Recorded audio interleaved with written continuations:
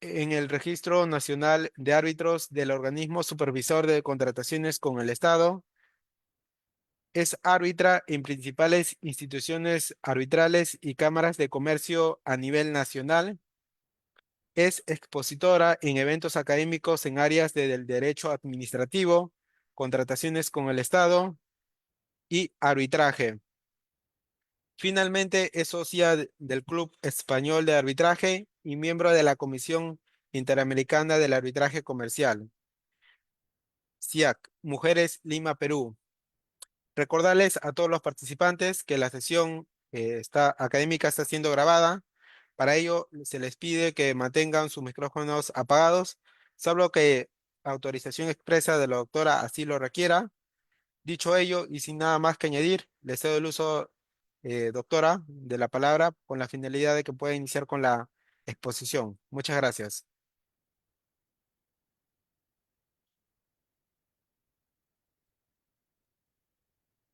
Muchas gracias, José, y por tu intermedio agradezco al Centro de Arbitraje y Resolución de Disputas de Amazonas por crear estos espacios en los que se puede conversar sobre arbitraje, contratación pública y arbitraje comercial internacional. Sin más que decir, por favor, te voy a solicitar que pongan las diapositivas para iniciar con la exposición. Cuando nosotros hablamos de arbitraje, vamos a hablar que es el principal medio o método de resolución de conflictos a nivel mundial para resolver las controversias internacionales y en el país, en el Perú, tenemos también que los contratos suscritos con el Estado bajo la Ley de Contrataciones del Estado, próxima a entrar en vigencia la nueva Ley General de Contrataciones Públicas, ¿no? Se resuelven también mediante arbitraje. Entonces vamos a señalar que el arbitraje es un método privado para solucionar controversias, ¿no es cierto?, por las cuales las partes acuerdan no someterse a tribunales de justicia nacional. ¿Ok? El arbitraje se entiende como un método generalmente informal. ¿Por qué? Porque las partes van a ver de que no se tiene la rigidez o la formalidad que se tiene en un proceso judicial. Incluso ustedes van a ver que en el arbitraje no hay preclusión de etapas, es decir, las partes pueden pactar, eh, presentar medios probatorios incluso después de haberse presentado la demanda, la contestación de demanda o la reconvención o la contestación de reconvención. Puede impactarse que durante un proceso arbitral no haya la celebración de una audiencia o puede impactarse que haya la celebración de más de una audiencia. Entonces, vamos a ver que en los arbitrajes hay libertad para que las partes puedan acordar cómo es que quieren llevar su proceso a cargo. José, les pasé las diapositivas para que puedan ustedes proyectarlas. Si me puedes ayudar con ello, por favor. Sin embargo, en el arbitraje internacional, al ser tan informal, al tener las partes libertad de poder eh, regular sus propias normas, ¿correcto? Vamos a encontrar que para que pueda funcionar este arbitraje internacional, comercial internacional, tiene que estar amparado en un sistema complejo de ordenamientos jurídicos que soporten el arbitraje y a la vez también los estados hayan suscrito tratados internacionales que permitan pues de que las partes cuando han suscrito un acuerdo arbitral o un convenio arbitral pueda cumplirse obligatoriamente que vayan hacia los tribunales arbitrales. Entonces, en los arbitrajes internacionales vamos a encontrar hasta 4 sistemas jurídicos que conviven de manera compleja para que puedan estos subsistir. Por ejemplo, cuando nosotros vamos a ver un derecho aplicable tanto al reconocimiento y ejecución del acuerdo arbitral. Otro sistema jurídico que convive es el derecho que rige el propio procedimiento arbitral. Otro es el derecho del fondo de la controversia o la norma aplicable al fondo de la controversia. Y el último ordenamiento jurídico que puede convivir en este caso es el que rige al reconocimiento y ejecución de laudos. Tengamos en cuenta de que estamos hablando de arbitrajes internacionales que van a poder traer eh, laudos emitidos en otros países para que puedan ser reconocidos y ejecutados en un tercer país distinto, ¿no? Entonces, vamos a ver, ¿y cómo es que se produce ello? Por ejemplo, una sociedad con sede en Estados Unidos contrata con otra empresa, ¿no es cierto?, que radica, por ejemplo, en Brasil, para que puedan ejecutar una obra de un acueducto, una planta de gas en el Perú, ¿correcto? Y se estipula que el fondo de la controversia o que la controversia se va a resolver con sede en Londres. Como ustedes pueden ver, en 4 países están interviniendo estas relaciones de comercio internacional y ustedes van a poder advertir de que las controversias se van a poder resolver en un tercer país, pero de acuerdo al convenio arbitral se tiene que ver cuál es el país en el que, o mejor dicho, cuál es la legislación que va a aplicar a este fondo de la controversia. Por favor, siguiente con la diapositiva. Entonces, en este estado, eh, bueno, acá tenemos los objetivos que los vamos a repasar al final para que ustedes puedan ver si se han logrado o no. Pasamos a la siguiente diapositiva, por favor. Entonces, estamos hablando del concepto de arbitraje comercial internacional, ¿correcto? Entonces, como había señalado en el ejemplo, estábamos hablando de una sociedad estadounidense que firma con una brasileña para ejecutar una obra en el Perú, cuya controversia se va a resolver en un cuarto país que sería Londres. Entonces, ¿cómo podemos nosotros en este sentido, lograr o garantizar que realmente estas dos empresas radicadas en diferente país cumplan con someterse al acuerdo arbitral o convenio arbitral que han suscrito? Y si una de las partes no quiere someterse, y si es que habiéndose sometido a esta controversia, el laudo obliga a pagar a una de las partes, ya sea una indemnización o un pago de las obligaciones, esta voluntariamente no decide cumplirlas, entonces por eso es que nosotros hablamos de que las partes, de que si bien es cierto, los países pueden tener, como en el Perú, la ley modelo, CENUCNI, ¿no es cierto? Tenemos nosotros la ley modelo, pero para que esta pueda ser aplicada de manera internacional, se han tenido que suscribir ciertos convenios que permitan a las partes directamente pues hacer cumplir estas resoluciones. Para ello tenemos el Tratado de New York, en el cual nosotros vamos a ver que se regula la forma de reconocimiento y ejecución de estos laudos. Entonces, para nosotros entender cuando hablamos de arbitraje comercial internacional, ¿no es cierto? Ya habíamos dicho que es un método de resolución de conflictos en las cuales las partes involucradas se someten a una controversia comercial de carácter internacional y acuerdan someter a un tribunal arbitral independiente de la justicia ordinaria de cada país. Entonces, pero tenemos dos conceptos acá que necesitamos revisar. El primer concepto sería a qué se determina internacional y el segundo concepto sería a qué se le determinaría comercial. Entonces, cuando hablamos de internacional, vamos a ver que este está dimensionado, ¿no es cierto?, en las partes que intervienen y la naturaleza de el cumplimiento, la naturaleza del objeto del contrato. Entonces, cuando hablamos de las partes que intervienen, ¿correcto? Para un arbitraje internacional, vamos a hablar que primero las partes, vamos a ver la nacionalidad de las partes, vamos a ver su residencia habitual y si hablamos de una sociedad, vamos a ver su sede central o el control societario donde se encuentra. ¿Sí? Y cuando hablamos del carácter de la controversia, vamos a hablar de que se afecte los intereses del comercio internacional. Ahí estaríamos hablando directamente de lo que es un arbitraje internacional. Sin embargo, acá estamos hablando de extranjeros, ¿no es cierto? Sin embargo, dos nacionales también podrían recurrir a un arbitraje internacional cuando la ejecución de este contrato se vaya a realizar en otro país.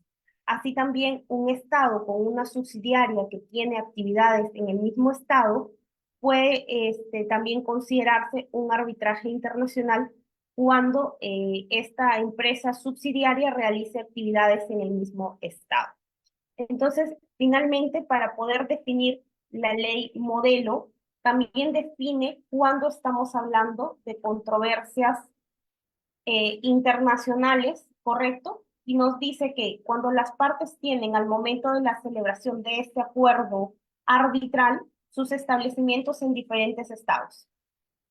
Cuando uno de los lugares se encuentre fuera, ¿correcto?, de el establecimiento que tienen las partes. El lugar del arbitraje, como hablábamos en el ejemplo que les di, cuando Londres era el cuarto país en intervenir, por decirlo así, con la sede del arbitraje, o cuando el lugar de cumplimiento de la obligación sustancial de las obligaciones sea de la relación comercial o el lugar en el objeto del litigio tenga una relación más estrecha en otro espacio físico, en otro país, y cuando las partes hayan convenido expresamente que la cuestión o acuerdo del arbitraje esté relacionado con un estado internacional. Ahora, hablamos también de comercial. Y en el sistema civil law, ¿correcto? Nosotros sí tenemos claro cuando hablamos de un contrato comercial. Y el contrato comercial es aquel celebrado entre dos comerciantes que realizan para realizar sus actividades habituales de comercio, ¿correcto? Sus actividades habituales. Entonces, para nosotros nos queda claro. Sin embargo, no es el único sistema que tenemos. También tenemos el common law. Entonces, en este caso, en el Protocolo de Ginebra de 1923, se definió que no solamente podían verse las actividades comerciales, sino también otras actividades que pudieran ser resueltas mediante arbitraje. ¿Correcto? Sin embargo, cada país con la regulación que tenga puede hacer una reserva comercial. Y esta reserva comercial va a ser importante porque al momento de ejecutar el laudo con la Convención de New York, ahí se puede seccionar si es que el Estado ha legislado una reserva comercial que las partes que el laudo ha resuelto. ¿Correcto? Entonces, en el convenio de New York sí se tiene regulado lo de las reservas comerciales, que es la facultad que tienen los estados para restringir algunas actividades que no se van a considerar como comerciales. Siguiente, por favor.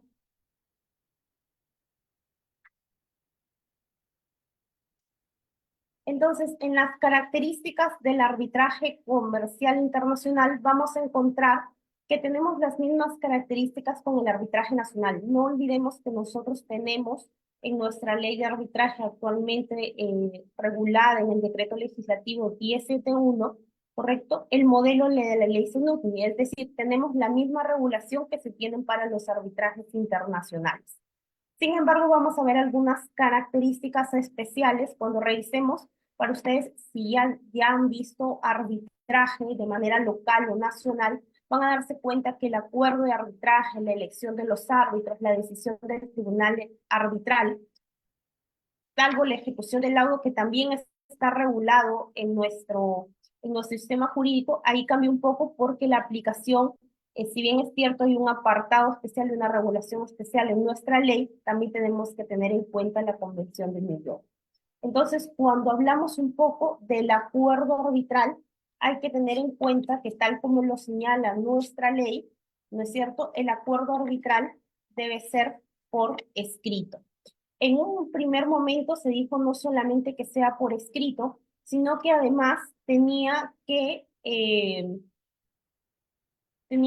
cumplir con la característica de también estar suscrito. Entonces, el acuerdo arbitral lo encontrábamos o en el mismo contrato como una cláusula compromisoria o en un documento independiente como un compromiso arbitral, y para los arbitrajes de inversiones los vamos a encontrar como una oferta abierta. Esto va a ser en los tratados internacionales, ¿sí?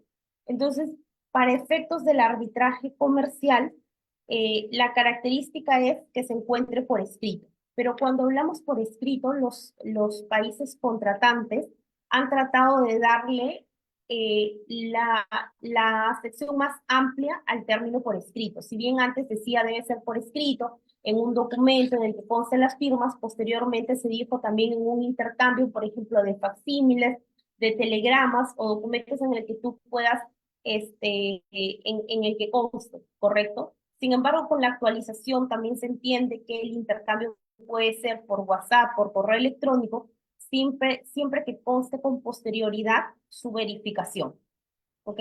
Que se pueda verificar posteriormente el, el, la escrituralidad del convenio arbitral. Inclusive, en algunos casos, en el intercambio también de escritos de demanda y contestación de demanda, cuando una de las partes alega que hay un convenio arbitral o señala que hay un convenio arbitral y la otra parte, al momento de contestar la demanda, no se opone a ello ni niega lo señalado por esta parte. Entonces, como podemos ver, en el tema o en los requisitos de escrituralidad, también lo encontramos nosotros para el arbitraje nacional, porque esos son los requisitos que señala el artículo 14 del decreto legislativo 1071 respecto a las características del convenio arbitral. Entonces, en el acuerdo arbitral vamos a señalar que es la parte más importante y que da nacimiento al arbitraje, ¿sí? Ah, ok. Doctora, disculpe, su audio está apagado. Ah, ok. ¿No me han escuchado nada o recién no me escuchan? Ah, lo había Sí, se ha cortado. silenciado, ok. Sí. Lo había silenciado. Entonces, como les señalaba, el acuerdo de arbitraje es la piedra fundamental, que es como la partida de nacimiento del arbitraje, ¿correcto? Y necesariamente necesitamos de un acuerdo válido, es decir, que esté acorde a la legislación en la que se va, en la que se ha suscrito este acuerdo de arbitraje, es decir, que la legislación donde se suscribe este acuerdo de arbitraje tiene que ser propicia para que se lleve el arbitraje. Generalmente, los países que han suscrito, ¿no es cierto?, o que tienen como la ley modelo de CENUCNI, son los países propicios para llevar a cabo un arbitraje, ¿no es cierto? Y para efectos también de la ley modelo señala, como les dije, que sea por escrito, pero también la Convención de New York, cuando quieres un reconocimiento de sentencia y una ejecución desde un laudo extranjero, vas a ver que para que te hagan un reconocimiento o se ejecute ese laudo, también van a revisar el convenio arbitral y van a ver la característica de escrituralidad. Entonces, vamos a ver que esta característica es necesaria porque es la única forma en la que se muestra el consentimiento o en la que se da el consentimiento de las partes para celebrar un arbitraje. Por eso es como cuando inicié, señalé de que hay libertad de que las partes regulen sus propias actuaciones, porque justamente se emana de la voluntad de las partes el que ellas se separen o se alejen de una justicia ordinaria y vayan a un arbitraje para que éste lo pueda administrar. Entonces, como digo, como señalé también, la sección más amplia de la escrituralidad es lo que ahora se tiene en cuenta, ¿sí? Eh, ¿Qué más tenemos en el acuerdo de arbitraje? Vamos a ver también el contenido del acuerdo de arbitraje, qué es lo que tiene que contener. En primer lugar, la elección de los árbitros, primero la cantidad de árbitros, la forma o procedimiento para elegir a los árbitros, ¿correcto? El idioma, ¿no? No se toma en cuenta el idioma, pero el idioma es importante. ¿Por qué? Porque cuando nosotros hablamos de un arbitraje internacional, vamos a hablar de un arbitraje que generalmente la sede del arbitraje es un país neutral, un país que no es el mismo en el que se está, del que son las partes, ni en el que se está ejecutando el contrato, ¿ok? Se busca siempre un país neutral. Y además, como les dije, van a haber varios ordenamientos jurídicos. Pueden incluso convivir en este arbitraje internacional ambos sistemas jurídicos, el civil law y el common law, ¿no es cierto? Entonces, lo que se busca aquí con el acuerdo de arbitraje es que inclusive el idioma te va a servir para el fondo de la controversia, porque dijimos que ese era un ordenamiento jurídico distinto al del acuerdo arbitral, al del propio procedimiento, al de la ejecución y reconocimiento de laudos, ¿no es cierto? Iba a ser el del fondo de la controversia, es decir, cómo los árbitros van a resolver esta controversia. Y generalmente, ¿por qué es un arbitraje? ¿Por qué son cuatro sistemas jurídicos? Porque cuando uno va a reconocer y ejecutar un laudo, no lo ejecuta en un país al azar, lo ejecuta en el país donde la parte tiene el dinero para poder cobrarlo. Entonces, eh, y eso es lo que generalmente manda cuando tú quieres ejecutar un laudo. Entonces, no es que todo, puede conseguir que todo sea un solo ordenamiento jurídico, pero generalmente no es un solo ordenamiento jurídico. Son diferentes ordenamientos jurídicos lo que manda en un arbitraje internacional. Entonces, ¿cómo hago válido también que, como les dije en el ejemplo, cómo podría yo hacer que un arbitraje, que las partes realmente cumplan? Porque ¿qué sucede si las partes suscribieron un acuerdo de arbitraje, pero luego una de las partes no desea cumplir con ese acuerdo de arbitraje, simplemente se señala y se va a una justicia ordinaria? Entonces, ¿cómo es que se puede cumplir? Si bien es cierto, podríamos decir a somera parte de que podría haber una indemnización si la parte se va a una justicia ordinaria, pero esto sería incuantificable porque no sabrías tú cuáles serían los daños que se han ocasionado. Entonces, cada una de las legislaciones en los países regulan para evitar estas situaciones. Y si es que una de las partes, habiendo suscrito un acuerdo arbitral, correcto, se va a la justicia ordinaria, la otra parte en ese proceso se puede oponer y lo que nosotros conocemos en nuestro país como excepción de convenio arbitral, ¿correcto? Nosotros tenemos regulada taxativamente en el artículo 446 del Código Procesal Civil como excepciones la excepción de convenio arbitral. Si tú has suscrito un convenio arbitral, un acuerdo arbitral, ¿correcto? Una cláusula compromisoria o un compromiso arbitral y vas a la justicia ordinaria, excepcionas eh, eh, y el juez se encuentra impedido de ver el fondo de la controversia precisamente porque no tiene competencia, no tiene jurisdicción. Entonces, en los arbitrajes internacionales también, las legislaciones nacionales de los países, por eso les dije que se soportaba sobre los ordenamientos jurídicos de cada país y los tratados internacionales, tienen que regular esa situación. Si los jueces, pues, si una de las partes va a la justicia, pues se le niega el acceso a la justicia para que pueda irse al arbitraje. Y la otra parte del acuerdo arbitral es qué pasa cuando ya tienes el laudo final, ¿correcto? Y necesitas ejecutarlo. Entonces, como habíamos señalado previamente, también te da la facultad para poderlo ejecutar de acuerdo a la Convención de New York, en cualquier, primero que te lo reconozcan y luego que lo puedan ejecutar. Entonces, el acuerdo de arbitraje tiene todas estas características.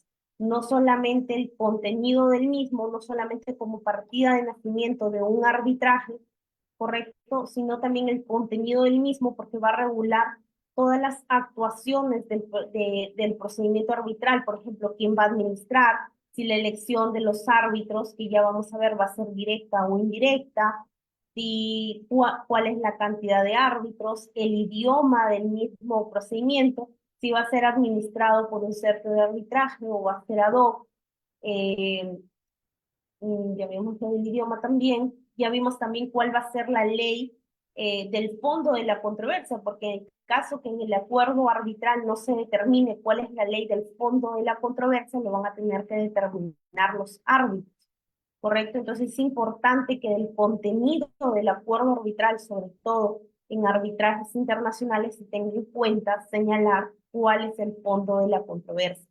Y generalmente yo al menos recomiendo que cuando se redacte un acuerdo arbitral para arbitrajes internacionales se tenga en cuenta que el fondo de la controversia tiene que ir muy relacionado con el idioma, porque imagínense que tengamos un arbitraje como un law, ¿no es cierto? Cuyo, cuyo fondo de la controversia va a ser eh, la ley de New York, ¿no es cierto? Y el idioma en que se va a resolver la controversia va a ser francés, ¿correcto? Que tiene otro tipo de sistema. Entonces, Eso es importante que nosotros tengamos en cuenta cuando hablamos del contenido de la cláusula arbitral. Ahora vamos a hablar, siguiente por favor, de la elección de los árbitros. Entonces, cuando hablamos de la elección de los árbitros, una anterior por favor, cuando hablábamos de la elección de los árbitros, hablábamos que los podemos elegir por conocimiento, por experiencia, ¿no es cierto?, en arbitrajes internacionales, pero también se tiene que tener en cuenta que las partes lo pueden elegir de manera directa o indirecta. De manera directa es cuando las partes dentro del procedimiento deciden que ellas van a ser quienes los elijan directamente. Indirecta es cuando le conceden esta forma de elección a un centro de arbitraje, ¿correcto? Porque el centro de arbitraje lo va a administrar o porque ellos deciden que ese sea el centro de arbitraje que designe a los árbitros de la controversia. Es muy importante elegir a los árbitros porque de la manera en la que se elija a los árbitros es como va a ser tu arbitraje. En, hay un reconocido jurista, árbitro internacional, que señala que la elección de las personas que integran el tribunal arbitral es esencial y por lo general constituye el paso decisivo del arbitraje. Se ha dicho acertadamente que la calidad de un arbitraje depende de los árbitros que intervienen en él. Y eso es totalmente cierto, porque de la calidad que tú elijas al árbitro es como va a ser tu arbitraje, ¿correcto? Ahora, respecto a la decisión arbitral, nosotros también en nuestra legislación tenemos que la decisión va a ser la decisión es por escrito, ¿correcto? La decisión que obliga a las partes y las regulaciones también es que la decisión sea vinculante para ambas partes. Es decir, que va a crear obligaciones de manera definitiva y permanente para las partes que son parte del proceso. Y la decisión está contenida en un laudo, ¿correcto? En nuestra regulación nacional, nosotros tenemos que los laudos, eh, al menos en contrataciones con el Estado, deben ser motivados, pero la regulación también permite que no sean motivados, ¿correcto? Que los laudos no sean motivados. En el caso de arbitrajes internacionales, como les dije, la libertad de las partes también va a permitir que las partes regulen si desean un laudo motivado o no motivado, ¿correcto? Entonces, eh, sin embargo, como les mencionaba, como es un laudo extranjero que va a tener que ser eh, ejecutado y reconocido y ejecutado en un tercer país o en un cuarto país, de acuerdo a como conversamos al inicio, ¿no es cierto? Necesariamente las partes deben tener un laudo motivado. ¿Por qué? Porque el convenio de New York regula el procedimiento para que reconozcan y ejecuten los laudos, pero también regula causales taxativas en las cuales los estados contratantes, es decir, los estados que ratifican este convenio, pueden negarse a ejecutar un laudo extranjero.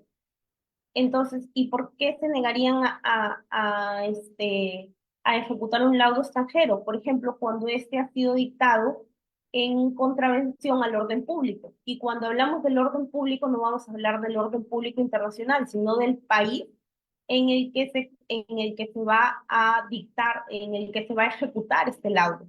Entonces, generalmente en los arbitrajes internacionales comerciales, los laudos sí tienen que ser fundamentados para que no haya esta observación por parte de quien lo va a ejecutar. ¿Sí? Eh, Ahora bien, eh, las regulaciones también tienen que regular, valga la redundancia, es decir, los países tienen que regular la facultad de que estas decisiones emitidas en un laudo tengan carácter vinculante. Ello es fundamental para que se pueda luego, en el segundo paso, ejecutar. Cuando hablamos nosotros en la legislación nacional de las decisiones de los laudos, también nosotros en nuestra ley de arbitraje, la 1071, tenemos que el laudo debe ser emitido por escrito, ¿no es cierto?, nos da la facultad de que sea fundamentado, le da la calidad de cosa juzgada, es de obligatorio cumplimiento para las partes desde su notificación. Y aquí sí hago un paréntesis porque cuando nosotros hablamos del laudo, correcto, hablamos tanto del laudo como de las solicitudes contra el laudo, que no en todos los eh, sistemas jurídicos lo vamos a ver, pero en nuestro sistema jurídico, en nuestra regulación, nosotros sí tenemos solicitudes contra el laudo, y son cuatro: la rectificación, la integración, la exclusión y la interpretación. Y cuando se emite la resolución complementaria al laudo, se entiende el laudo como una unidad, ¿ok? Porque hay personas que dicen, bueno, el primer laudo y el segundo laudo. No, es uno solo, ¿ok? Y el laudo, cuando se habla de la obligatoriedad, de obligatorio cumplimiento, es cuando se han emitido también esta decisión complementaria de las solicitudes contra el laudo. Y habiendo hablado ya del laudo, y lo más importante, porque cuando uno va a un proceso arbitral, no es que quiera como su resultado, no es que se obtenga un laudo, sino que ese laudo sea ejecutado. Entonces, en arbitraje internacional, como dije, lo que va a mandar es que sus consecuencias jurídicas, ¿no es cierto?, de este laudo sean efectivas. Y pues cuando no hay un cumplimiento voluntario por las partes de hacer, de ejecutar esta decisión, pues la parte que no se le ha cumplido con la obligación tenga la posibilidad de irse a la justicia ordinaria para solicitar la ejecución del laudo. Y ahí sí va a recurrir al, como dije yo anteriormente, pues al lugar donde haya dinero, generalmente, al lugar donde la contraparte que ha perdido pueda hacer efectiva este laudo, ¿correcto? Entonces vas a ir al país eh, donde la parte pues tenga el dinero, no necesariamente el país donde ha sido sede del arbitraje, no el país donde ha sido el fondo, no la legislación del fondo de la controversia, no el país donde ha tenido la obligación o se ha dado la obligación principal, objeto del contrato, sino el país donde la contraparte tenga el dinero para ejecutar.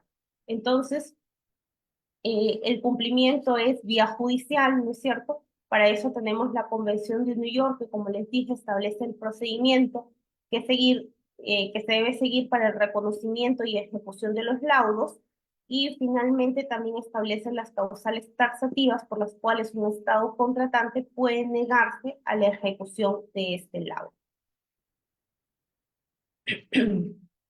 Esas son las características en arbitraje internacional, y hemos hablado un poco también del arbitraje nacional, ¿no es cierto? Que en realidad, como les digo, pues al tener la ley modelo nosotros en nuestra ley de arbitraje es muy parecida con algunos cambios particulares, ¿no? Ahora, los tipos de arbitraje comercial, también como lo tenemos nosotros regulado, puede ser ad hoc o institucional.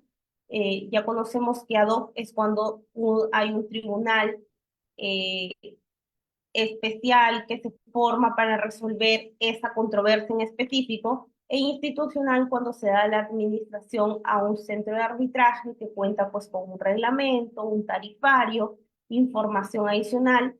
Y en nuestro país eso fue uno de los principales motivos por los que actualmente la norma prefiere los arbitrajes institucionales, porque hay una predictibilidad previa a un conocimiento previo de reglamentos arbitrales, del registro de árbitros que pertenecen en la nómina, de un código de ética que regula la conducta de los árbitros, ¿correcto? Un tarifario previo en lo que tú puedes conocer desde antes de iniciar tu controversia, sabiendo cuánto va a ser la cuantía, el que puedas determinar cuánto va a ser el costo de tu arbitraje. eh, y entonces por eso es que acá se prefiere un arbitraje institucional, ¿no? O al menos es lo que señala la norma, que se preferiría un arbitraje institucional, ya que cuando nosotros revisamos la ley de arbitraje específicamente, trayéndolo un poco al arbitraje nacional, nosotros revisamos la ley de arbitraje ante la ausencia de convenio arbitral, es institucional. Si no se ha designado una institución específico o habiéndose designado esta donde es inexistente, institucional, ante cualquier institución. Si es que era ad hoc, pero no se ha puesto expresamente en el convenio arbitral o en la cláusula arbitral que era ad hoc, pues institucional. Entonces vemos que en la legislación nacional se prefiere un arbitraje institucional.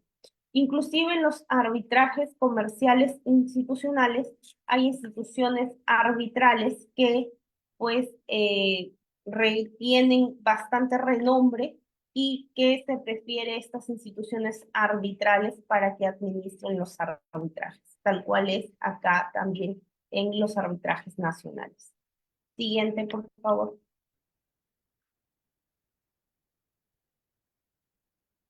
Entonces, cuando hablamos entre las diferencias de un arbitraje internacional y nacional, en primer lugar, como les dije, nosotros tenemos la ley modelo. Es decir, cuando hablamos de convenio arbitral, elección de árbitros, el trámite ¿cómo se llama?, de los arbitrajes, la forma de las decisiones de los árbitros, el laudo, las solicitudes contra el laudo, la ejecución de los laudos, incluso el reconocimiento y sentencias, lo tenemos también nosotros en nuestra ley de arbitrajes.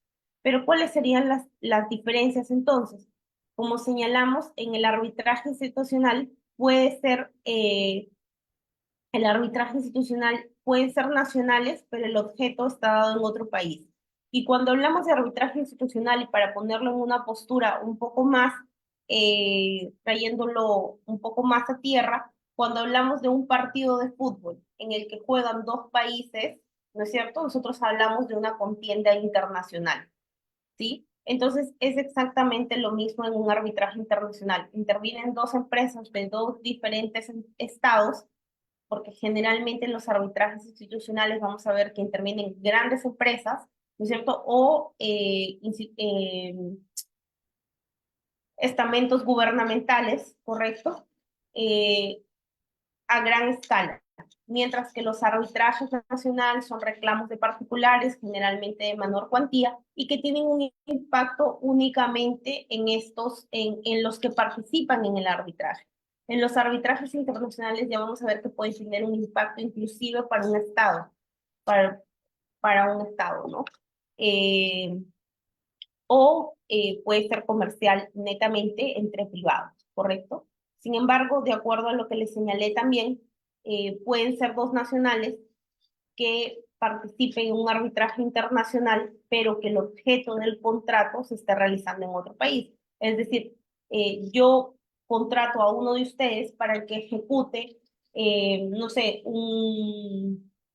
haga una construcción de una represa en un segundo país, por ejemplo, en Chile. Entonces, ahí también hablamos de un arbitraje internacional. O dos nacionales, ¿no es cierto?, cuya prestación se está dando también en este país, en el Perú, pero decidimos que la sede del arbitraje sea, por ejemplo, Brasil. Entonces, ahí también lo convierte en un arbitraje internacional. O en su defecto que el objeto de las obligaciones, como dijimos, o la estrecha vinculación que tenga con las obligaciones se esté dando en un tercer país, ¿no? O lo más fácil que intervengan dos países distintos, ¿no? En el arbitraje nacional, hablamos de nacional comercial, pues son dos particulares eh, que la norma permite que puedan arbitrar porque son derechos disponibles, ¿correcto? En, en arbitraje, en contratación pública, la misma norma regula, ¿no es cierto?, el convenio arbitral, incluso si se han olvidado las partes de ponerlo, si se han olvidado en la proforma del contrato, se olvidaron en el contrato, el convenio arbitral se tiene por puesto si es que estamos hablando de la ley de contrataciones del Estado. ¿Correcto? Entonces, en la ley de contratación del Estado, algunas personas dicen que habría una incompatibilidad con la manifestación, con el consentimiento y la voluntad que expresen las partes para un convenio arbitral. Sin embargo, este tipo de contratos con el Estado son contratos de adhesión, ¿sí? En los cuales tú manifiestas tu voluntad al presentar la oferta. Entonces, ya ahí estás manifestando tu voluntad de que te adhieres a todo lo que el Estado, a través de sus diferentes estamentos, está señalando como obligaciones de las partes. y dentro de lo que estás pactando también pactas el convenio arbitral. Se entiende que al presentar tu oferta, tú estás aceptando todas las condiciones, entre ellas el convenio arbitral, y ahí manifiestas tu voluntad de someterte al arbitraje. Siguiente, por favor. Ahora, como les dije, este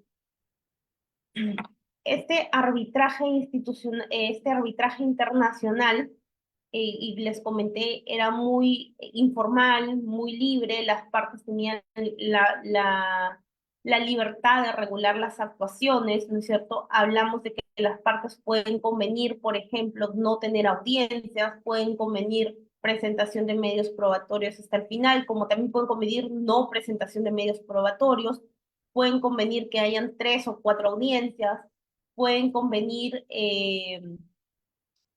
por ejemplo, si el reglamento señala que son 10 días para presentar la demanda, pero las partes acuerdan que sea 15, 20 o 30 días, pues el tribunal no se puede oponer por más de que diga, oye, mira, hay un principio de celeridad acá de resolver el arbitraje rápido, porque también hay un principio de flexibilidad en el arbitraje, en la que las partes son flexibles para poder decidir, ¿correcto?, cuándo presentar. El límite del principio de flexibilidad es la vulneración del debido proceso. Es decir, yo no puedo decirle a una de las partes que tiene 30 días para presentar la demanda y a la otra parte decirle que tiene 10 días para contestar, porque ahí estaría vulnerando el debido proceso, principio de igualdad de las partes. Tampoco puedo decirle a una parte que le admito sus medios probatorios presentados con extemporaneidad, pero a la otra parte no. ¿Correcto? Entonces tiene que haber una igualdad.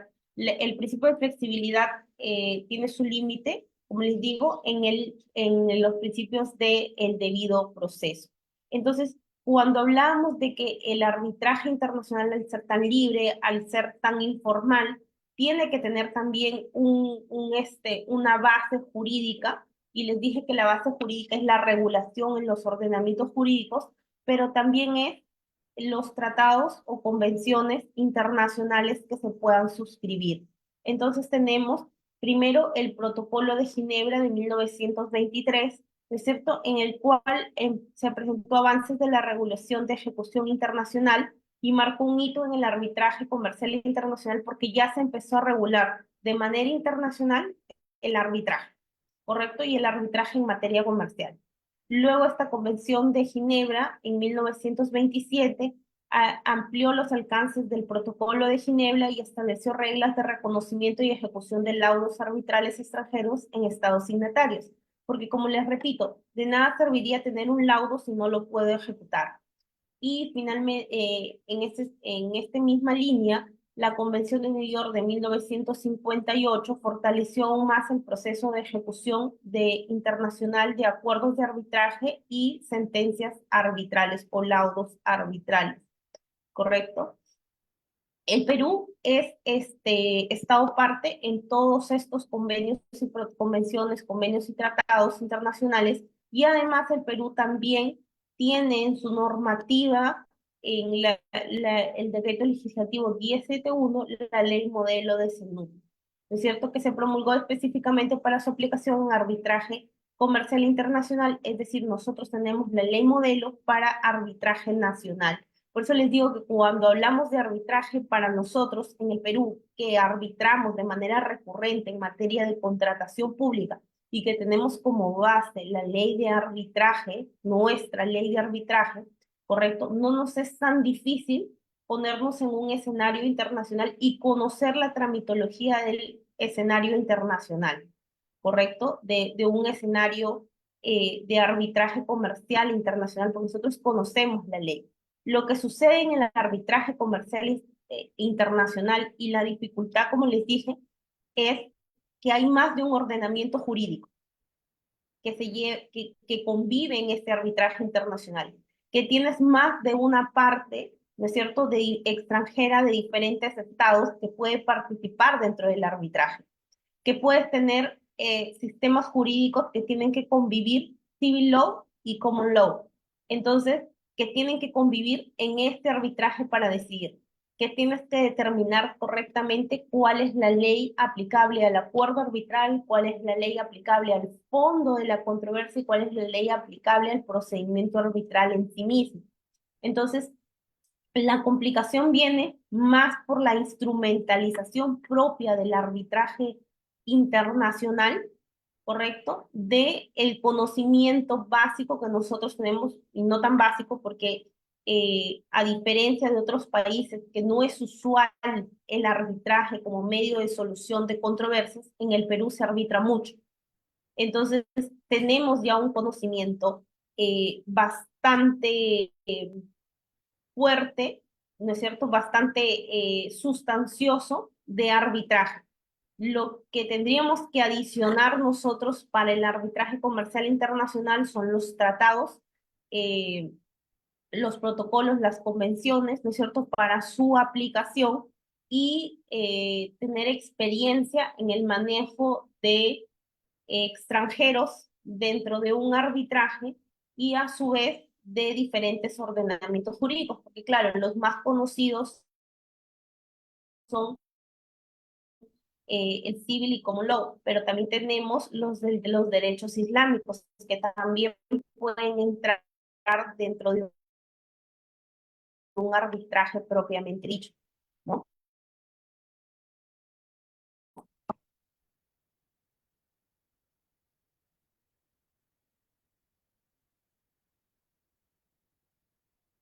José, por favor, si me ayudas con la siguiente diapositiva. Ok, cuando hablamos un poco de las ventajas y desventajas del arbitraje, también vamos a ver que, que es muy parecido a lo que nosotros encontramos como ventajas y desventajas en el arbitraje nacional, ¿no es cierto? Como ventajas encontramos la posibilidad o la oportunidad de las partes de seleccionar una jurisdicción, en el caso, y un tribunal neutral. En el caso de nosotros, de manera nacional, también tenemos la posibilidad de salirnos de la justicia ordinaria y elegir un tribunal arbitral, ¿correcto? Para que pueda resolver nuestra controversia. Un tribunal arbitral que tiene la capacitación adecuada, que tiene el conocimiento, que tiene la expertise, que tiene la experiencia, que tiene el tiempo y disponibilidad necesaria para poder resolver nuestra controversia, porque va a estar abocado solo a resolver nuestra controversia, a diferencia de la justicia ordinaria, que pues tiene una cantidad excesiva de procesos, no tiene un conocimiento especializado sobre lo que se está viendo, ¿no? Y eso sí lo tienes en el arbitraje, ¿no? Cuando el laudo es emitido por el tribunal, produce una decisión que puede ejecutarse contra la parte vencida, no solo en el lugar que fue dictada, sino también a nivel internacional. Y eso les dije que venía por la Convención de Nueva York, porque nosotros también somos parte de estados contratantes. Y actualmente, pues, me parece que son 158 países, entre países desarrollados y en vías de desarrollo, que han suscrito la Convención de New York, que la han ratificado la Convención, ¿correcto? Y que pueden ejecutar los laudos tanto en el país que se ha dictado el laudo como en otro país, ¿no? Y la otra ventaja que también es en arbitraje nacional es la flexibilidad en el proceso y la confidencialidad del proceso. Esto hablando de arbitrajes comerciales internacionales entre privados, porque vamos a ver que cuando hablamos de arbitraje internacional, también vamos a hablar del arbitraje de inversiones en el que intervienen estados, y ese sí es un poco más público. Cuando hablamos también nosotros en arbitraje nacional de la ejecución de los laudos, como les dije, el laudo tiene la calidad de cosa juzgada, es decir, ya no va a poder ser recurrido, solamente puede ir a un recurso de anulación en el Poder Judicial, pero por la forma, más no por el fondo, ya que los jueces se encuentran impedidos de ingresar al fondo del laudo, ¿no es cierto? Y las causales son taxativas respecto a la anulación. Y es muy fácil ejecutar un laudo. Un laudo se puede ejecutar inclusive cuando haya un proceso de anulación en trámite, ¿no? Hablando acá del arbitraje nacional y de nuestra ley de arbitraje. la única forma de suspender la ejecución del laudo es de que la parte interesada en suspender la ejecución del laudo presente una carta fianza por el monto total de la condena del laudo, ¿no es cierto?, a favor de la contraparte, y si es que ellos perdiesen en este proceso de anulación, esta carta fianza es entregada a la contraparte para que pueda ejecutarla inmediatamente, ¿no? Finalmente, la flexibilidad en el proceso y la confidencialidad nosotros también lo encontramos en el proceso de arbitraje nacional. Cuando hablamos de flexibilidad, como les decía, las partes ponen las reglas del proceso, no hay una preclusión de las partes, y las partes, habiendo ya presentado demanda y contestación, habiendo habido reconvención o contestación de la reconvención, pueden presentar medios probatorios posteriores siempre que lo hayan acordado, ¿no es cierto? O en las reglas del arbitraje que puedan presentar medios probatorios con posterioridad, o ambas partes acuerden que se puedan presentar, ya sea durante las audiencias o demás, pues es flexible el proceso, ¿no? Inclusive con la acumulación de pretensiones, ¿no?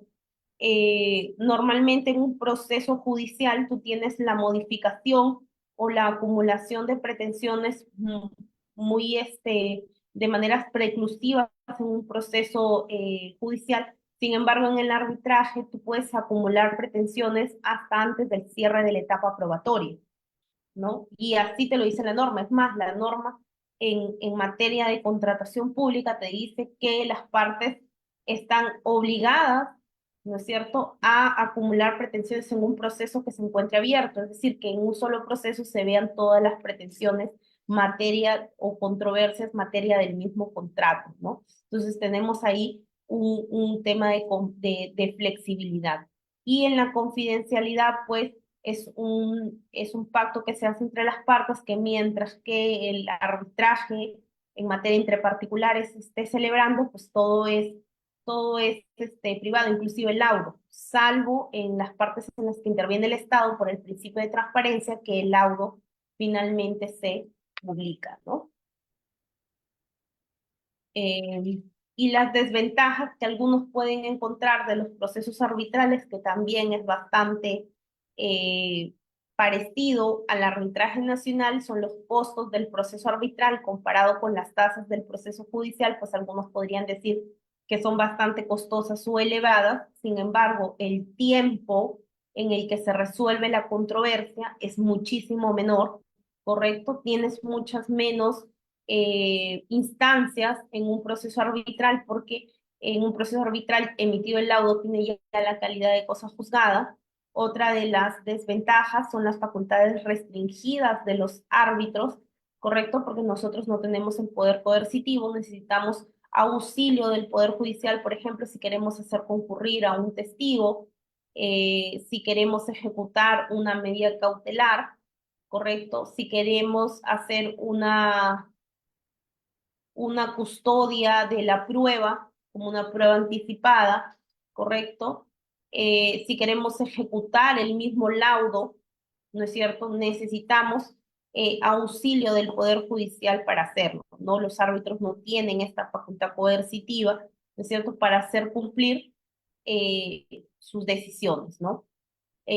Otra desventaja que algunos consideran como desventaja, otros como ventaja, es que hay una inexistencia de pluralidad, perdón, hay una inexistencia de procesos con pluralidad de partes, es decir, eh, no participan más partes al proceso, ¿correcto? Y bueno, una de las desventajas que puede darse es que hay laudos contradictorios, porque no tenemos jurisprudencia de los laudos, y los laudos emitidos no son vinculantes unos con otros.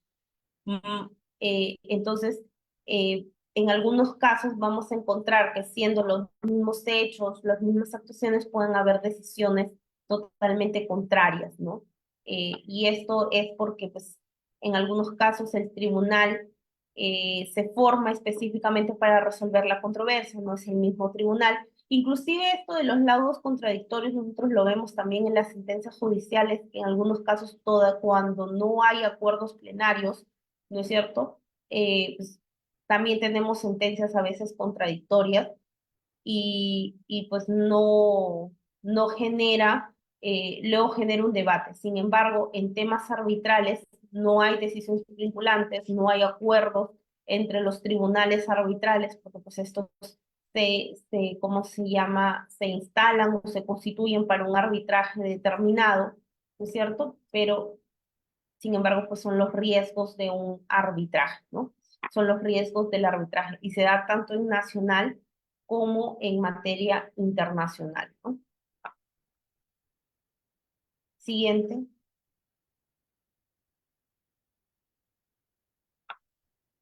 Bueno, y acá vamos a hablar un poco de ejemplos de arbitrajes internacionales, ¿no es cierto?, de la sociedad aeroportuaria. Estos dos arbitrajes, y creo que se los comenté antes, para hablar de estos dos arbitrajes, decíamos que en los arbitrajes internacionales, uno de los arbitrajes que es los arbitrajes de inversión, ¿no es cierto?, en los que a diferencia de los arbitrajes comerciales internacionales que son entre privados, en los arbitrajes de inversión eh, participa un Estado. Y participa un Estado, ¿por qué? Porque los Estados firman tratados internacionales, ¿correcto? Tratados, por ejemplo, de libre comercio, tratados y dan, en estos tratados se dan algunos beneficios a los inversionistas, ¿sí? Que se consideran inversionistas a los extranjeros que traen capital a un país. Entonces, cuando yo firmo un tratado internacional con otro país, ojo, los tratados no se firman con los inversionistas, sino firmo un tratado internacional con otro país, como el TLC, por ejemplo, con Estados Unidos, en los cuales yo estoy garantizando que si viene un inversionista estadounidense va a tener ciertas garantías, ¿no es cierto?, o ciertos privilegios con respecto a otros inversionistas, o que voy a garantizar su inversión en el Perú, que no van a haber, por ejemplo, expropiaciones, ¿correcto? Que vamos a tener una política, no sé, que no va a perjudicar o que no va a dictar medidas que perjudiquen la inversión de un extranjero respecto a la inversión de un peruano, ¿correcto? Entonces, bajo estas reglas o bajo estas garantías, estos inversionistas vienen al Estado a realizar sus inversiones, ¿correcto? Y cuando vienen a realizar sus inversiones, estamos hablando de un arbitraje y de inversiones, pero un arbitraje de inversiones para que tenga esta categoría, ¿no es cierto?, y sea tramitado ante CIADI, tiene que haber una vulneración de una vulneración de las garantías que el Estado está dando. Por ejemplo, no sé, hay una inversión, supongamos que esta sociedad supongamos que esta sociedad aeroportuaria, Punturhuasi, ¿no es cierto?, que fue la que estuvo desarrollando el proyecto del aeropuerto de Chinchero, haya habido una paralización o un reclamo de ciudadanos eh, y se haya dañado propiedad privada, ¿correcto? Y esta propiedad privada se ha dañado a pesar de que el Estado ha garantizado ayuda policial, ha garantizado, pues, bajo criterios razonables, que estaba asegurando la propiedad del inversionista extranjero, ¿correcto? No se puede ir a una controversia porque el Estado ha garantizado estas disposiciones, o porque el Estado regule disposiciones, por ejemplo, de pago de impuestos. eh, Eso no es una controversia en el CIADI. Las controversias en el CIADI tienen una regulación bastante especial, ¿no es cierto? Y hay un control bastante, desde el inicio del proceso arbitral, cómo se considera inversionista. Un peruano no puede mandar al mismo Estado peruano, tiene que ser solamente un extranjero, tiene que estar bajo el amparo de un tratado internacional y tiene además que señalar las vulneraciones del propio tratado internacional. ¿Y por qué es importante? Ustedes me dirán, bueno, pero si no puedo ir a cualquier otra institución arbitral que también me lo pueda administrar y que va a verificar. Porque es importante que lo pueda administrar el CIADI, porque el CIADI es la única institución que es eh, heterocompositiva, es decir, que sus propios laudos, yo ya no necesito utilizar la Convención de New York para ejecutar los laudos, porque al haber suscrito el Estado estas convenciones, lo que permite es que inmediatamente el laudo sea ejecutado cuando son tramitados en el CIADI. Pero como les digo, las características son especialmente particulares de los arbitrajes tramitados en ellos, ¿no? ¿Por qué? Porque los laudos van a ser ejecutados inmediatamente, no necesito un reconocimiento del laudo, ¿sí? Y el Estado es quien asume, ¿no es cierto?, la responsabilidad de cumplir con lo ordenado en los laudos, porque se entiende vulneraciones.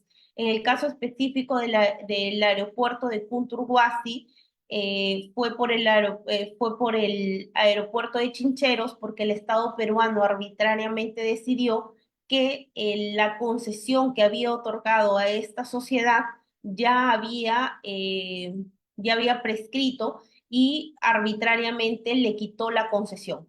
Entonces ellos fueron ante CIADI dentro de un tratado internacional y demostraron que la vulneración se había dado en ese marco, ¿no? Y quien respondió fue el Estado peruano.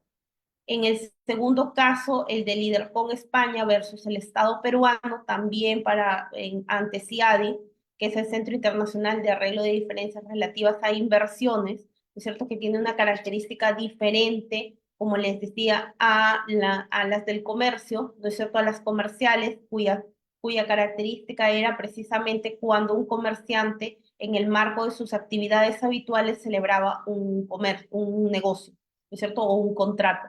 En este caso, acá las inversiones, como les digo, es que un extranjero traiga inversión en el marco de un tratado internacional. En este caso, me parece que fue por tema de peaje y la empresa Lidercom no ganó al Estado peruano, con lo cual no se pagó ningún tipo de indemnización.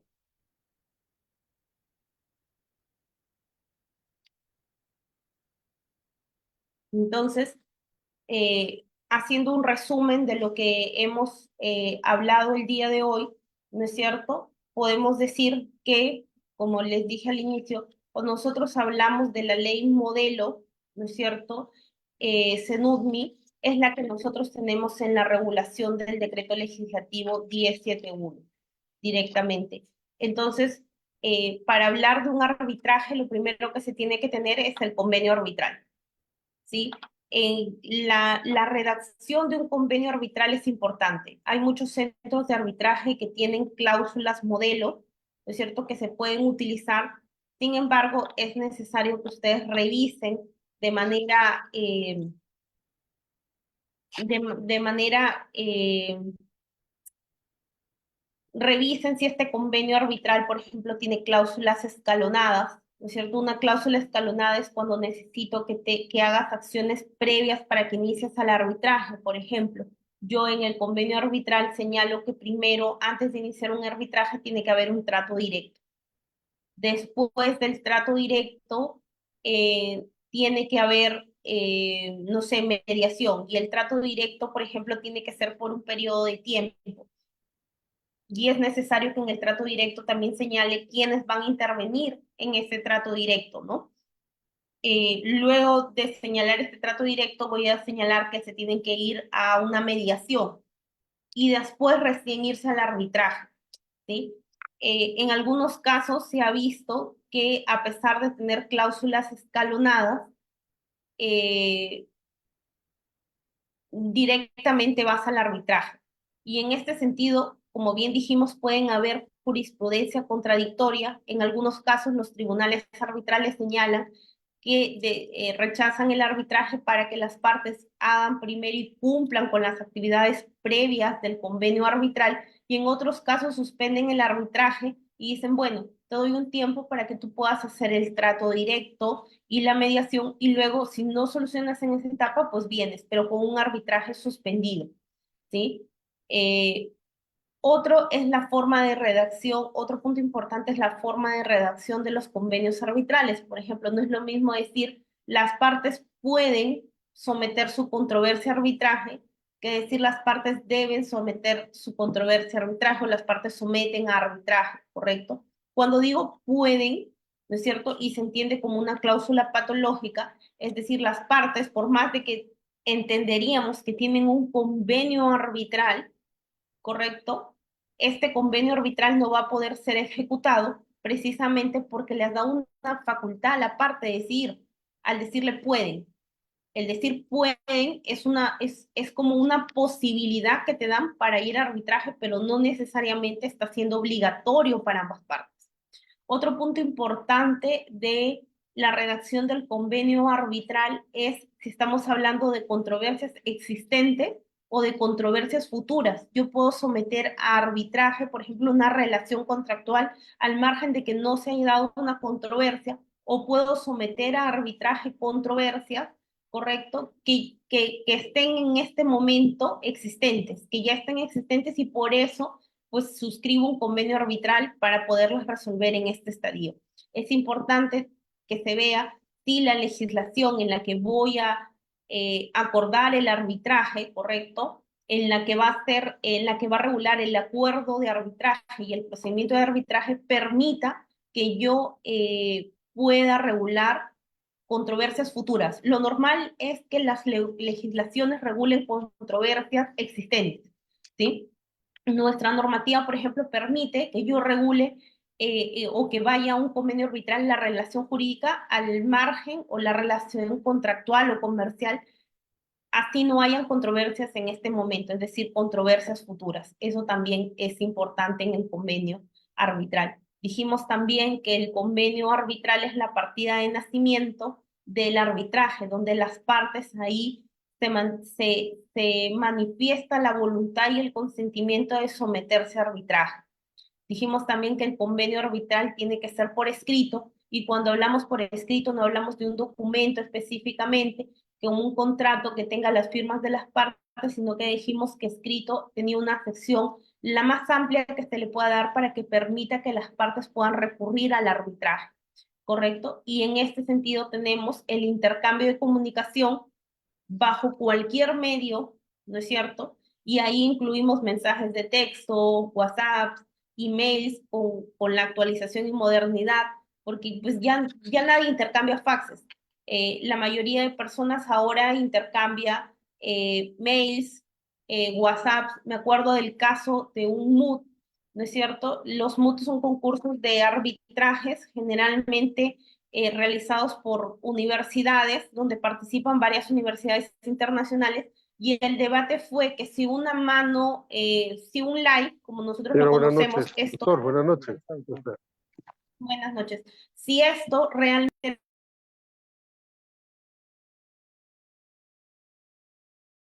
Doctora, disculpe, su audio está apagado. Por favor, actívelo.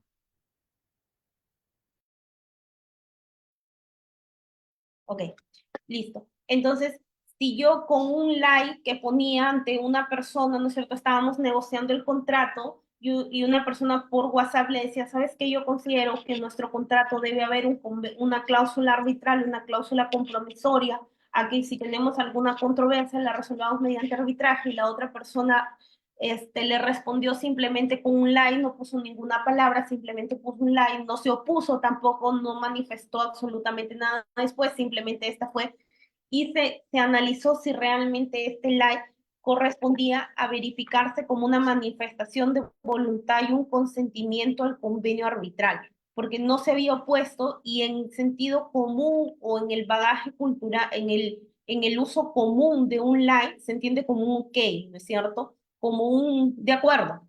Entonces, ese fue el debate de la existencia o de la escrituralidad del convenio arbitral. Entonces, la sección o la definición que se busca cuando nosotros hablamos de la escrituralidad o de la formalidad que sea por escrito de un convenio arbitral es que pueda ser verificado con posterioridad al acuerdo. Inclusive, yo no tengo acuerdo, pero me voy al convenio arbitral, no se pusieron en la solicitud de arbitraje, presento mi demanda, ¿no es cierto? Y la parte no se opone en la contestación de demanda, se entiende que el convenio arbitral también ha surtido todos sus efectos y por eso puedo irme al arbitraje. Eso es en arbitraje internacional del convenio arbitral. Sé que acá en el Perú para nosotros es más simple cuando no es entre particulares, ¿correcto? Porque en la ley de arbitraje, ¿no es cierto? Nosotros tenemos el convenio por ya puesto. Ni siquiera tenemos que ver si he puesto la palabra puede, debe, va a ser sometido, va a ser... es más, en materia de contrataciones públicas, ya está claro que son hasta futuras controversias, porque cuando tú pones la cláusula compromisoria, ¿no es cierto?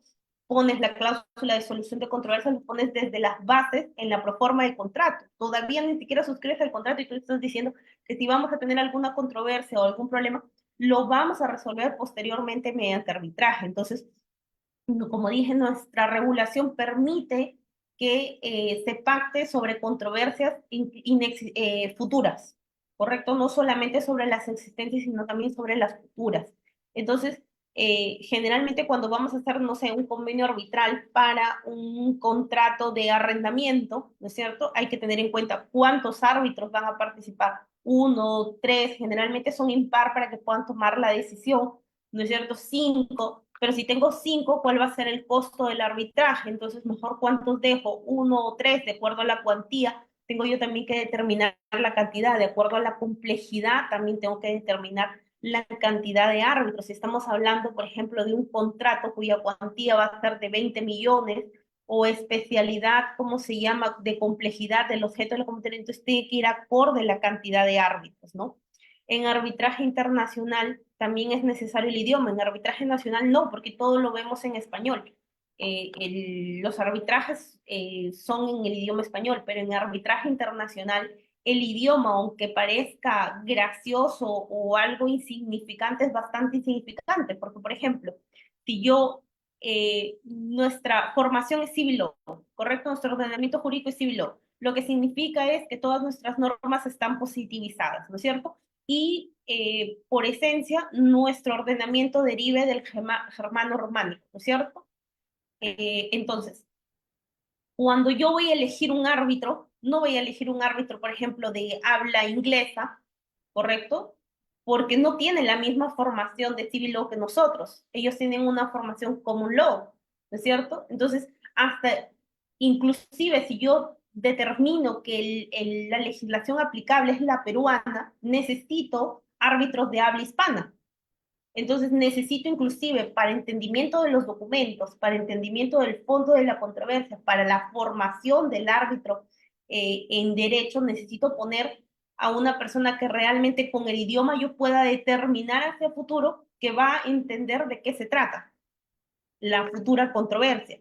Entonces es importante también la determinación del idioma en cómo se construye un convenio arbitral. Es importante también a qué institución le estoy dando la administración, ¿correcto?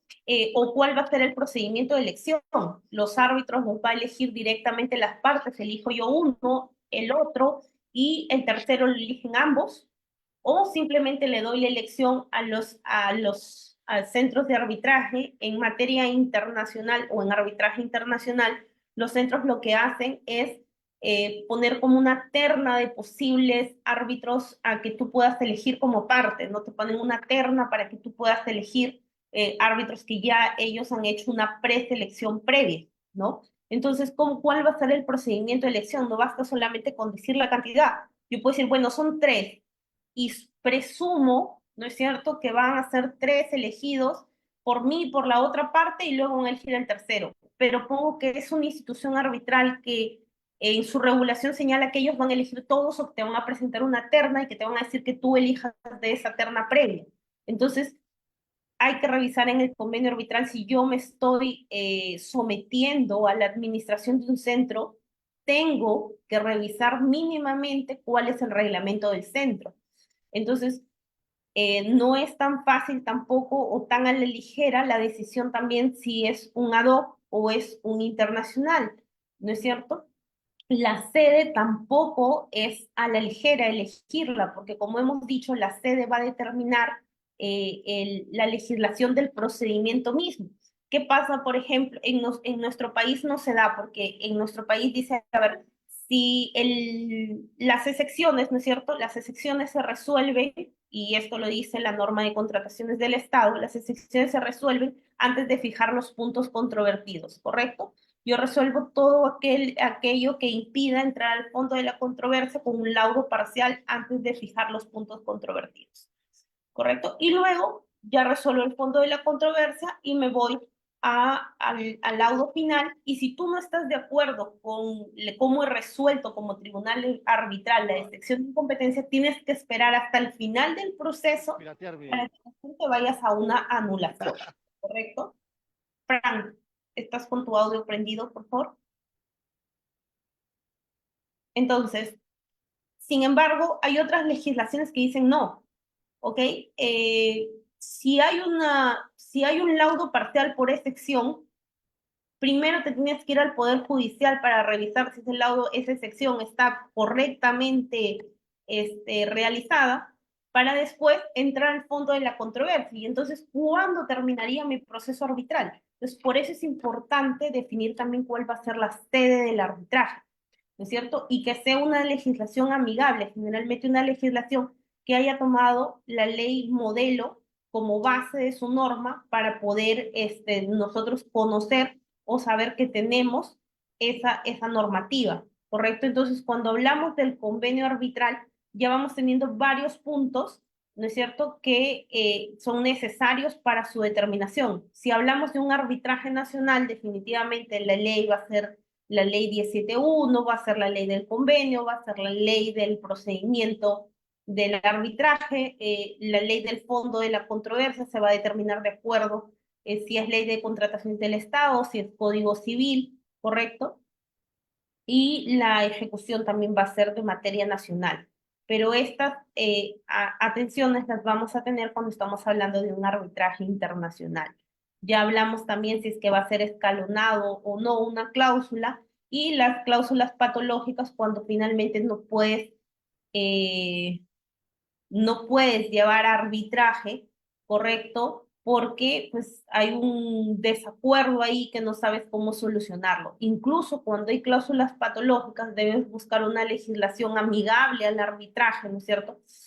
Generalmente le dicen que permita que los propios árbitros vean sobre su competencia, ¿correcto? Porque hay legislaciones que si es que yo señalo que el árbitro no tiene competencia, primero el juez debe determinar la competencia del árbitro para que recién el árbitro pueda ver el proceso. En cambio, en nuestra legislación nosotros nos basamos en el principio competes competes, que es decir, que el árbitro verifica su propia competencia, ¿correcto? Entonces, en el arbitraje nacional, nosotros tenemos que el árbitro verifica su propia competencia. Por eso es que el árbitro tú le puedes excepcionar en un proceso, una excepción de incompetencia, ¿no es cierto? Directamente al árbitro. O, por ejemplo, una excepción de caducidad, es decir, ya no puede entrar al fondo de la controversia. Inclusive en nuestra regulación, el artículo 41 del decreto legislativo 1071, nosotros tenemos que el árbitro, si evidencia que a pesar de que no se han excepcionado, evidencia que él no va a poder entrar o que ha perdido competencia del proceso, puede declararlo de oficio, ¿no es cierto? Entonces, eso es el principio de competence competence, que el árbitro vea su propia competencia, tanto positiva como negativa. Positiva al decir, ¿sabes qué? Yo tengo competencia para resolver esta controversia y yo tráela acá porque yo la voy a resolver y voy a continuar con el proceso y yo mismo decido que tengo competencia para resolverlo, como negativa, cuando las partes no lo han interpuesto dentro del proceso, pero yo señalo específicamente que has caído en caducidad o no tengo competencia para resolverlo, ¿correcto? Y lo determino en el auto. Entonces, eso también es el principio de competence que tenemos acá. Entonces, por eso les digo que cuando hablamos de arbitraje nacional, nosotros casi todo lo tenemos regulado, ¿cierto? Pero cuando hablamos de arbitraje internacional, lo que más hay que tener cuidado es el ordenamiento jurídico aplicable a nuestro acuerdo arbitral, a el procedimiento propio, ¿no es cierto?, o sea, la norma que se va a aplicar para el procedimiento propiamente dicho de arbitraje. Y todo esto se ve en el convenio arbitral, ¿sí? Nosotros, por ejemplo, en contratación pública, la norma ya lo tiene redactado y por puesto, así tú no lo pongas, y en las proformas de contrato, pues se sigue el modelo que tenemos en la normativa, ¿no? Que ya es como un documento estandarizado en las bases administrativas que publica el OCE, ¿no? Ahora, el otro punto que también vimos es la elección de los árbitros. Y como les dije, después del convenio arbitral en importancia de redacción, el siguiente orden es la elección de los árbitros, porque depende de la elección de los árbitros cómo va a ser tu proceso arbitral.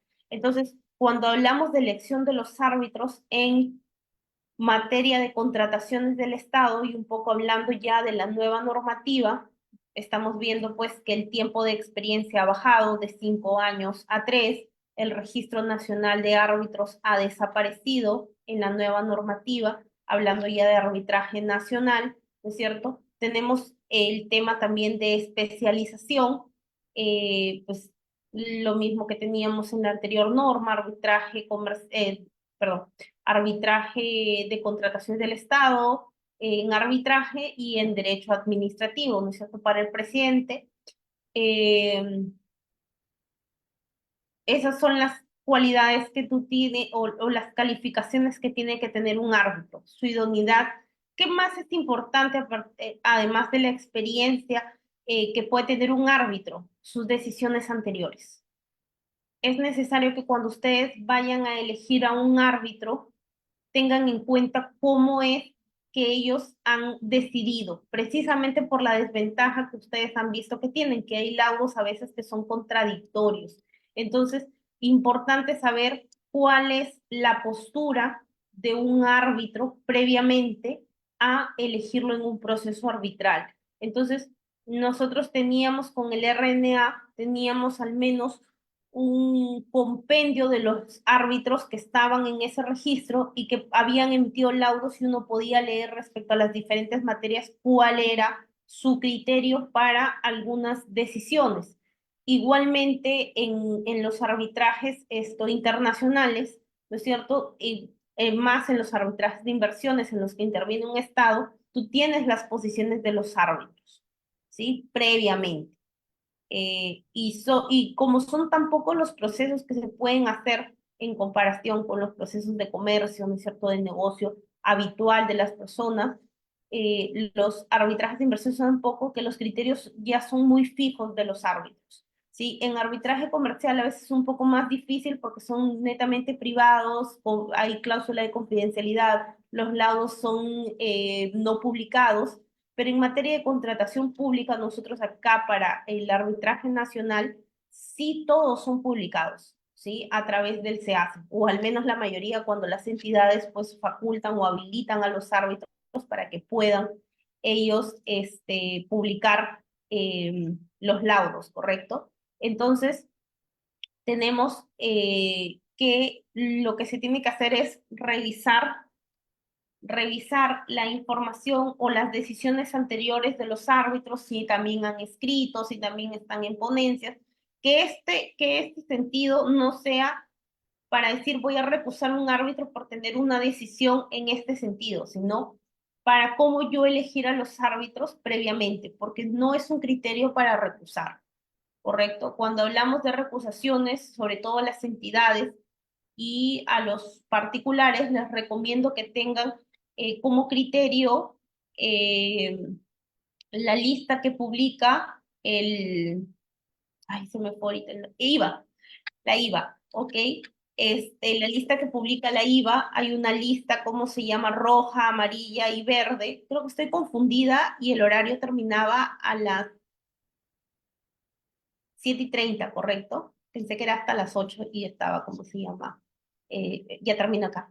Tengan en cuenta la lista de la IVA, ¿correcto? Que tiene una lista de rojo, verde, rojo, naranja y amarillo. Sí, creo que, no, como un semáforo, pero no es el amarillo, es el naranja. rojo, naranja y verde, ¿no es cierto? De cuáles son las causas en las que tú puedes recusar, porque a veces se recusan solamente por recusar, entonces un buen criterio sería seguir la lista de la IVA, ¿no? Que son como prácticas internacionales respecto a los hechos de recusación. Bueno, y con esto termino para no extenderme en el tiempo. La verdad me había confundido, pensé que tenía hasta las 8. 8, correcto. Y mil perdones porque además estoy en Argentina, entonces la hora se me confunde mucho. Estoy 2 horas yo adelantada, entonces se me confunde demasiado la hora. Sí. 7:30 era, ¿verdad, José? Así es, doctora. No se preocupe. Bueno, agradecerle por su maravillosa disertación. Ahora bien, se procederá al bloque de preguntas y respuestas. Para ello, invito a toda la comunidad a dejar sus consultas, preguntas, comentarios mediante la caja de comentarios o en su defecto activar el micrófono. Tienen esas dos opciones para poder conversar, dialogar un momento con la doctora.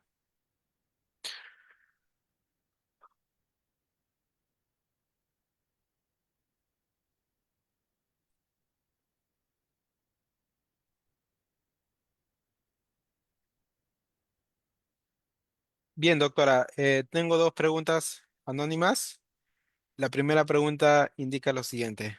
Muchas gracias, doctora, por su excelente ponencia. Al respecto, tengo una consulta.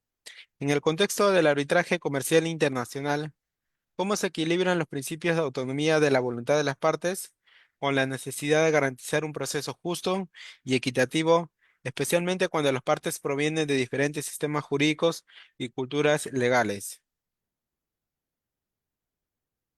Ya.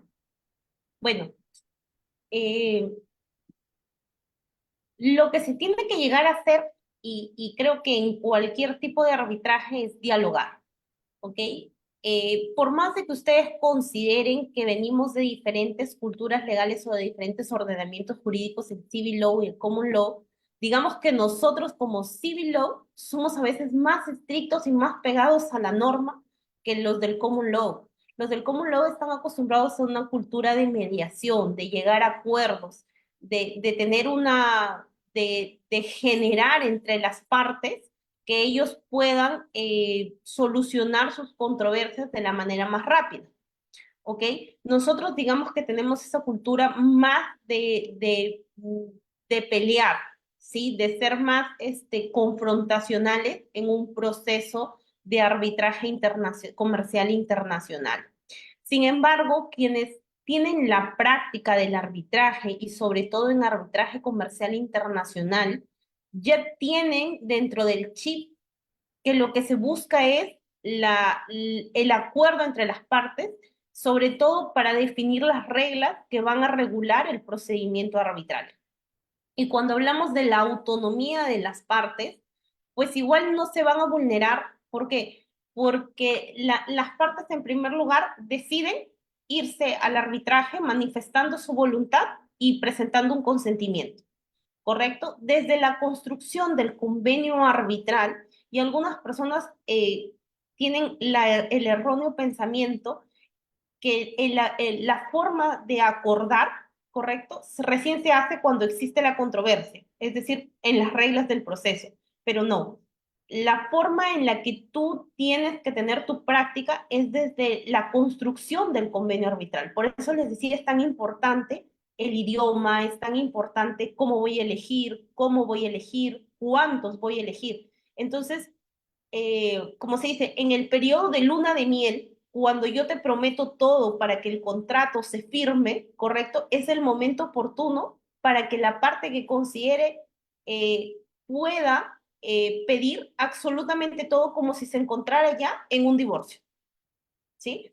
Porque generalmente nosotros pensamos que una vez llegada la controversia, recién hay que ver cómo nos ponemos de acuerdo cuando estamos en el peor momento. Pero el mejor momento para ponerse de acuerdo es cuando estamos bien. Entonces, con la construcción del convenio arbitral, desde ahí, las partes van a poder demostrar su autonomía. Entonces, yo no creo que haya una dicotomía entre la autonomía de las partes, ¿sí? Porque, como les repito, debe darse estos acuerdos cuando están en luna de miel, cuando ambas partes van a ceder a todo. Oye, tú quieres un árbitro, yo quiero tres. Cedamos, ¿no? Lleguemos a lo mejor porque estamos construyendo recién el contrato. Yo quiero que la ley aplicable sea, por ejemplo, imparciales, ¿no? No la tuya ni la mía, el lugar donde se está ejecutando el contrato o la sede del arbitraje.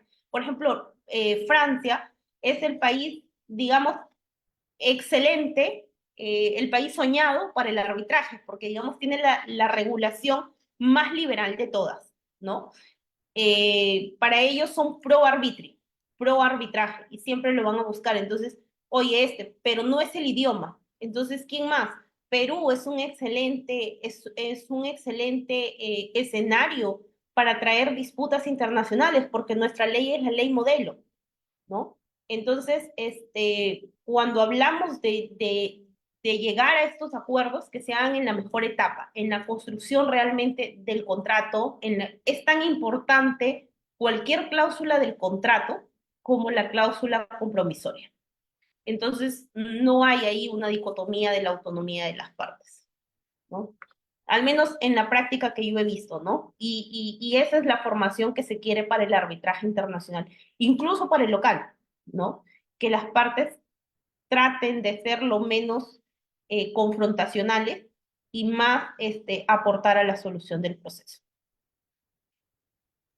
Muchas gracias, doctora. Como última pregunta tenemos la siguiente. En su experiencia profesional, ¿qué factores considera más determinantes al elegir el arbitraje como mecanismo de resolución de disputas en lugar de recurrir al litigio judicial, particularmente en lo que respecta a la ejecución de sentencias arbitrales y la eficacia en la resolución de conflictos transnacionales? Bueno, particularmente, yo soy pro arbitri, arbitro, así es que soy pro arbitri. Desde mi formación académica, desde la universidad, particularmente nunca me gustó el poder judicial. Lo encontraba engorroso, lento, sin capacidad administrativa ni logística para administrar todos los procesos que tienen. Nosotros decimos que a veces tenemos laudos contradictorios, pero nuestro índice es muy bajo con respecto a lo del Poder Judicial. El Poder Judicial, nosotros podemos encontrar sentencias contradictorias o sentencias totalmente fuera de algún contexto jurídico en cualquiera de las instancias, primera, segunda instancia, o sea, no hay un criterio. En cambio, en el arbitraje, ¿qué es lo favorable? Tienes un tribunal arbitral constituido para solucionar tu controversia. Por eso afirmamos nosotros que tenemos tiempo y disponibilidad y disposición para resolver tu controversia. Conocemos respecto a la controversia en específico, porque estamos especializados en la materia en la que tú quieres resolver tu controversia. La flexibilidad de los procesos también es importante, pero la flexibilidad va amarrado de la celeridad. Un proceso arbitral no debería demorar mucho. Y no debería demorar mucho no solamente porque las partes lo impulsen, sino porque los árbitros te han dicho que tienen la disponibilidad y tiempo para ver tu controversia. Y al ser más especializado, más rápido, más célere el proceso arbitral, tu decisión, que finalmente es lo que quieres tú manifestada o materializada en un laudo, ¿correcto? Va a originar que puedas obtener más rápido un resultado. Ahora, este resultado, si bien es cierto, obtienes el laudo y tú podrías decirlo, sabes que el laudo solamente me sirve para colgarlo en mi casa y decir gané, este laudo luego tiene que ser ejecutado. Y ahí, al ser ejecutado, si doy un poco ahí que nos falta en nuestra regulación, es que sea un poco más rápido en el Poder Judicial las ejecuciones. ¿Sí? Las decisiones de ejecución tienen que ser un poco más céleres. Los procesos, si bien son procesos ejecutivos, que la primera decisión del árbitro ordene pagar, generalmente para su admisión o esta orden demoran en el Poder Judicial, ¿no es cierto? Sin embargo, no tenemos una regulación menos internacional, tampoco nacional, que nos dé a los árbitros la potestad coercitiva de hacer cumplir nuestros propios laudos. Actualmente, la nueva ley de arbitraje sí tiene como sanciones administrativas para los funcionarios que tienen el dinero para pagar y no pagan, ¿no? Pero más allá de que el proceso, el laudo solamente tiene un reconocimiento, pero no te da el dinero en efectivo, eso es totalmente correcto, ¿no?